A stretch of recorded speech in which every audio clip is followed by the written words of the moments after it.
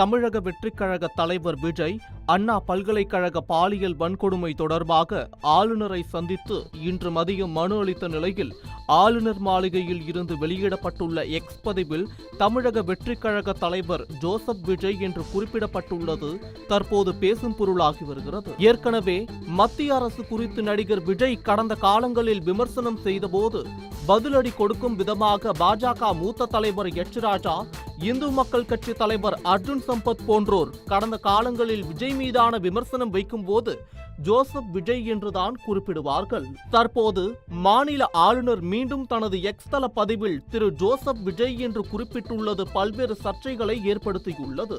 தமிழக வெற்றிக்கழக தலைவர் விஜயின் லெட்டர் பேடில் தமிழக வெற்றிக்கழக தலைவர் விஜய் என்றுதான் குறிப்பிடப்பட்டுள்ளது தவிர ஜோசப் விஜய் என்று குறிப்பிடவில்லை என்பது குறிப்பிடத்தக்கது.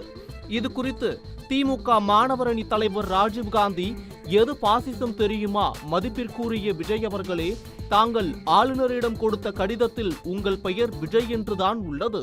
ஆனால் கமலாலயத்தின் ஒரு பிரிவாக இயங்கும் தமிழ்நாட்டின் ஆளுநர் மாளிகையின் செய்திக்குறிப்பில் உங்கள் பெயர் ஜோசப் விஜய் என்று உள்ளது.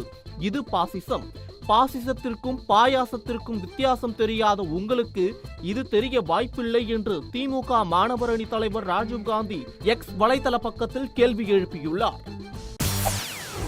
செய்திகளை உடனுக்குடன் தெரிந்து கொள்ள உடனே சப்ஸ்கிரைப் பண்ணுங்க.